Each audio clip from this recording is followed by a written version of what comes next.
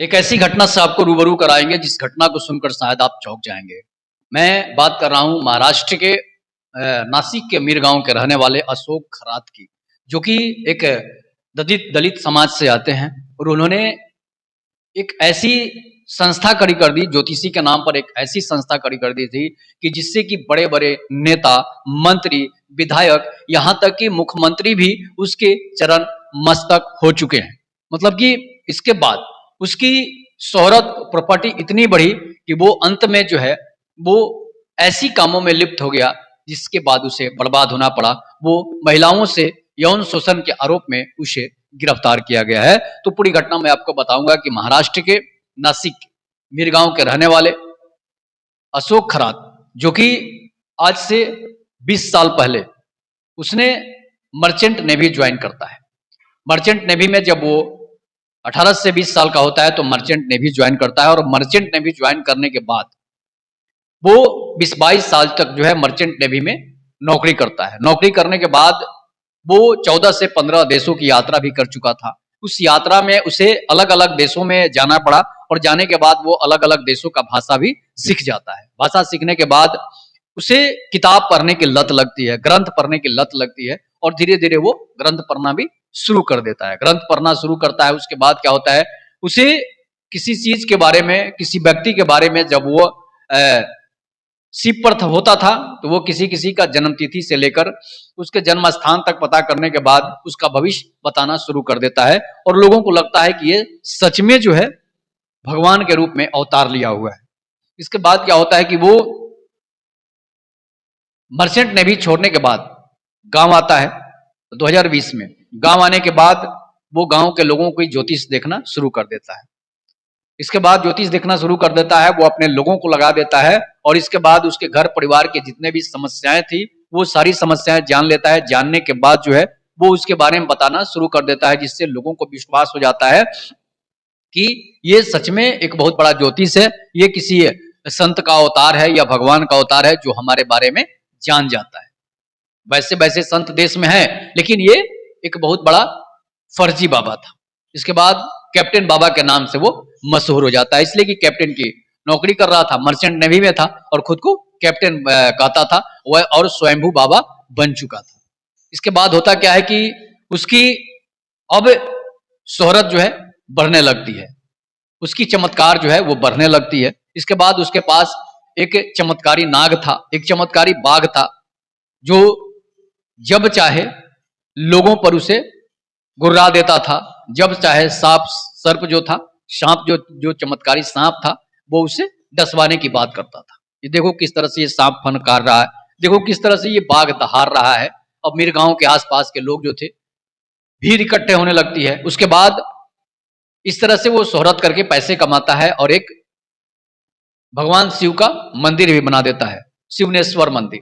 शिवनेश्वर मंदिर बनाता है, उसके बाद उस मंदिर को काफी भव्य रूप दे देता है। इसके बाद श्रावण मास से लेकर सभी और त्योहारों पर जो है, सभी पर्वों पर उस शिव मंदिर में, शिवनेश्वर मंदिर में जो है वहां पर भीड़ लगने लगती है, भीड़ लगने लगती है। इसके बाद अब धीरे धीरे उसके पास जो है महिलाओं का आना जाना शुरू हो जाता है।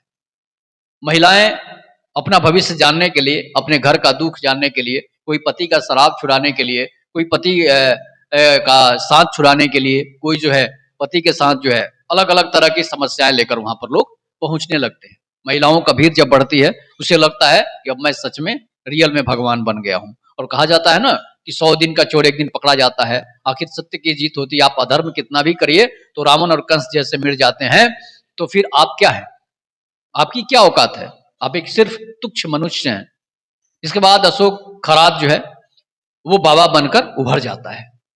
सभी लोगों को लगता है कि ब्राह्मण समाज से है और अच्छा खासा ज्योतिष है, लोगों का भविष्य बताता है, लोगों की समस्या बताता है, इलाज के भी उपाय बताता था। हालांकि ये खरात जो महाराष्ट्र में होता है वो दलित समाज में लगता है। जो रिजर्वेशन इस समय जो ये खरात जाति है जिसे महार जाति से संबंधित मानते हैं, और ये नवबद्ध बौद्ध बन चुके हैं, हिंदू धर्म छोड़कर बौद्ध बन रहे हैं, ईसाई बन रहे हैं। लेकिन ये सोचा कि ईसाई और बौद्ध बनने में हमें कोई फायदा नहीं है, इसलिए कि उसमें लोग पूजा पाठ कम करते हैं।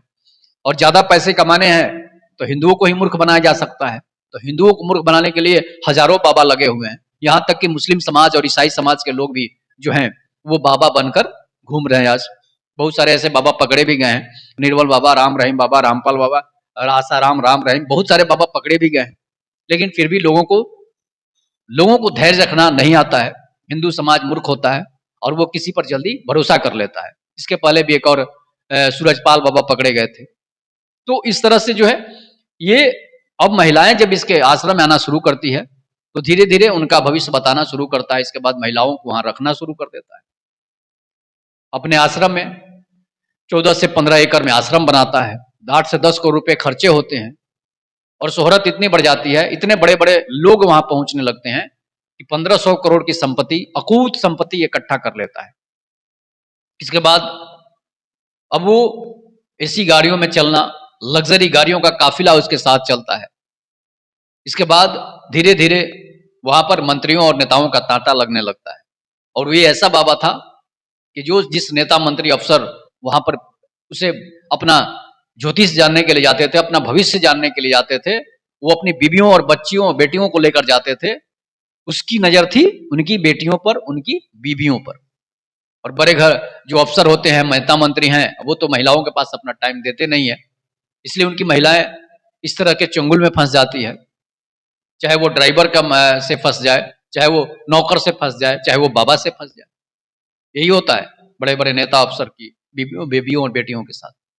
इसलिए अब बाबा उनके पास, इस बाबा के पास जो है महाराष्ट्र के मुख्यमंत्री तक जा चुके हैं, महाराष्ट्र के कई मंत्री तक जा चुके हैं, तो उसकी शोहरत तो बढ़ेगी। और जब मुख्यमंत्री वहां एकनाथ शिंदे पहुंचते हैं उस बाबा से आशीर्वाद लेने के लिए, वहां पर लाखों लीटर पानी जो है सरकार फ्री में देती है उसके आश्रम में। इस बीच होता क्या है कि अब जब मुख्यमंत्री चले जाए तो बाकी लोगों की क्या दशा होगी। एसपी को ट्रांसफर कराना होता था तो वहीं पहुंचते थे, डीएम को ट्रांसफर करना होता था तो वहीं पहुंचते थे, सांसद को, विधायक को सांसद बनना होता तो वहीं पहुंचते थे, मुखिया को जो है विधायक बनना होता था, उनसे आशीर्वाद लेते थे। इस तरह से मामला चलते रह रहा है। इस बीच क्या होता है कि एक बगल के ही एक महिला हिम्मत करके जो है उसके बारे में जब बताती है तो सबके चेहरे की हवाइयां उड़ जाती है। पहले तो उसके खिलाफ कोई रिपोर्ट नहीं लिखता है और उस महिला वहां पहुंचते और रिपोर्ट लिखाती है कि इस बाबा ने मेरे साथ दुष्कर्म कर दिया है। पुलिस बोलता है कि नहीं जाओ, इस बाबा पर दुष्कर्म का आरोप कैसे लग सकता है जो इतना भविष्य बताता है। रिपोर्ट नहीं लिखता था लोग। उसके बाद धीरे धीरे उस महिला ने हिम्मत करके थाने में रिपोर्ट लिखाई, इस बाबा ने मेरे साथ 7 दिन तक बलात्कार किया, 7 दिन तक दुष्कर्म किया है। इसके बाद रिपोर्ट लिखाई जाती है, उस रिपोर्ट को अनसुना कर दिया जाता है। इसके बाद अब क्या होता है कि महिला आयोग की अध्यक्ष और जो अजीत पवार गुट की एनसीपी जो पार्टी है, उस पार्टी की महिला जिला अध्यक्ष, एनसीपी जो पार्टी है उस पार्टी की जिला अध्यक्ष रूपाली चकनकर जो है वहां पहुंचती है। और रूपाली चकनकर जब वहां पहुंचती है तो उसे पानी पीने के लिए दिया जाता है। और पानी पीने के लिए जब दिया जाता है तो वो बेहोश हो जाती है। बेहोश होने के बाद जब उसकी होश आती है 1 घंटे 1.5 घंटे के बाद, तो उसके कपड़े जो है अस्त व्यस्त थे। इस बारे में जब सोशल मीडिया में उसका वीडियो वायरल होने लगता है कि बाबा के साथ महिला आयोग के अध्यक्ष और जो है एनसीपी की नेत्री रूपाली चकनकर जो है वो उस बाबा के साथ क्या कर रही है, जिस तरह से वीडियो वायरल हो रहे हैं आप सोशल मीडिया पर देख सकते हैं। इसके बाद सोशल मीडिया में हंगामा मच जाता है, आखिर ये वीडियो वायरल किसने किया, ये वीडियो उसके पास पहुंचा कैसे, आखिर वीडियो किसने बनाया, क्या बाबा के कोई चेलों ने वीडियो बनाया या फिर जो सुरक्षा कर्मी थे उसने वीडियो बनाया, या वीडियो थाने में पहुंचने के बाद जो है पुलिस वालों ने वायरल कर दिया, या किसने वायरल किया।